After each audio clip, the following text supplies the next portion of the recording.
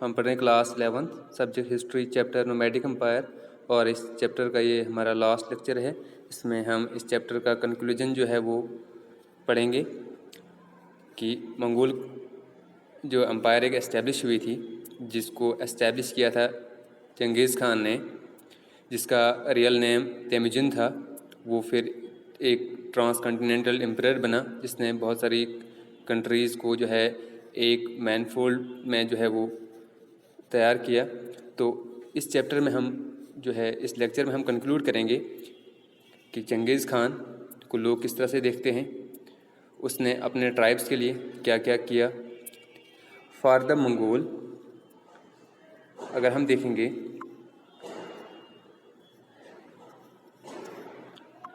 For the Mongol Genghis Khan properly known as Genghis Khan, जिसका real name Temujin था, was the greatest leaders of all the time. He united the Mongol people.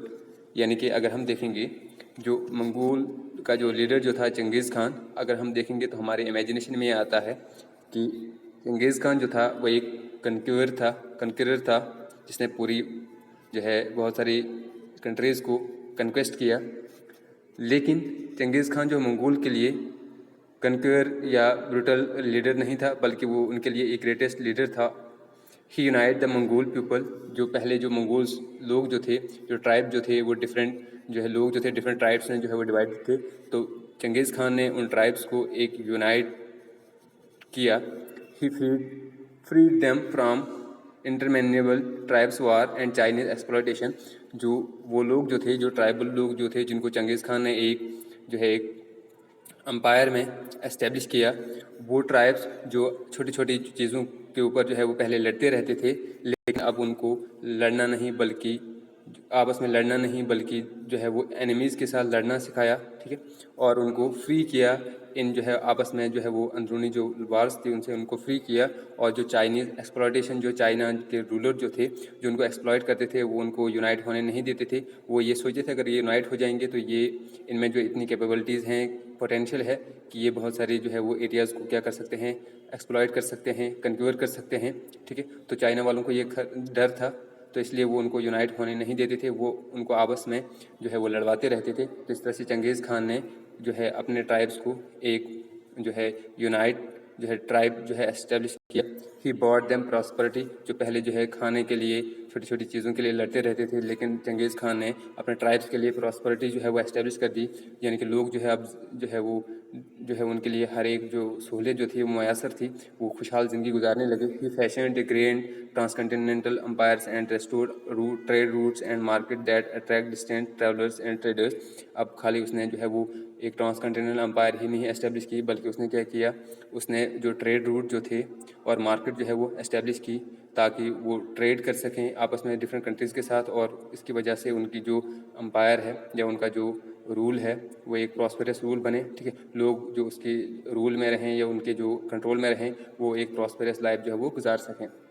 Changez Khan rule the diverse body of peoples and faiths. यानी कि चंगेज़ खान ने खाली एक ही communities के ऊपर या एक ही रिलीजन के लोगों के ऊपर रूल नहीं किया, बल्कि उसने जो है डिफरेंट ट्रांसकॉन्टिनेंटल एम्पायर्स जो है वो एस्टेब्लिश की थी। उसमें डिफरेंट रिलीजन के लोग रहते थे, तो उनको उसके एम्पायर में डिफरेंट जो है डाइवर्स लोग जो डिफरेंट फेस एंड रिलीजन से ताल्लुक़ रखते थे, लेकिन कभी भी उसने जो है एक ही मज़हब को जो है वो प्रोपोगेट करने का जो है वो फोर्स नहीं किया। Although the Mongol Genghis Khan themselves belong to the variety of different faiths. यानी कि उसमें जो उसकी जो अम्पायर जो थी या इसका जो ट्राइब जो थे, वो भी डिफरेंट फेस जो है वो बिलोंग करते थे, जैसे सामान, Buddhist, Christian and eventually Islam. They never let their personal beliefs dictated public policy.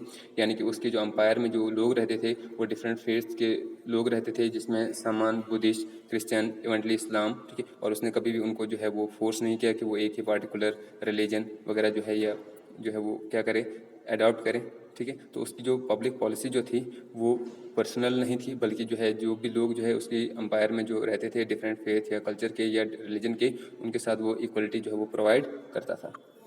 The Mongol administration was a multi-ethnic, multilingual, multi-religious regime that did not feel threatened by its pluralistic constitution। यानी कि जो Mongol administration जो थी, यानी कि under the Changez Khan, उसमें multi ethnic and different groups के लोग रहते थे, डिफरेंट मल्टी लैंग्वेज यानी कि डिफरेंट लैंग्वेजेस बोलने वाले लोग रहते थे, मल्टी रिलीजियस के लोग रहते थे, ठीक है। और वो कभी भी जो है थ्रेटेंड वगैरह जो है वो इस पॉलिटिक्स जो है कॉन्स्टिट्यूशन में जो है वो क्या करते थे, फील नहीं करते थे। Today after decades of Soviet control, the country of Mongolia is recreating its identity as an independent nation, यानी कि कुछ टाइम जो है फिर सोवियत यानी कि रशिया ने जो इनके ऊपर रूल किया मंगोल के ऊपर, लेकिन आज भी जो है वो एज एन इंडिपेंडेंट जो है कंट्री जो है वो कहलाई जाती है। Genghis Khan appeared as an iconic figures for the Mongol people, यानी कि उनके लिए चंगेज़ खान जो है वो मंगोल के लिए एक आइकनिक फिगर्स है।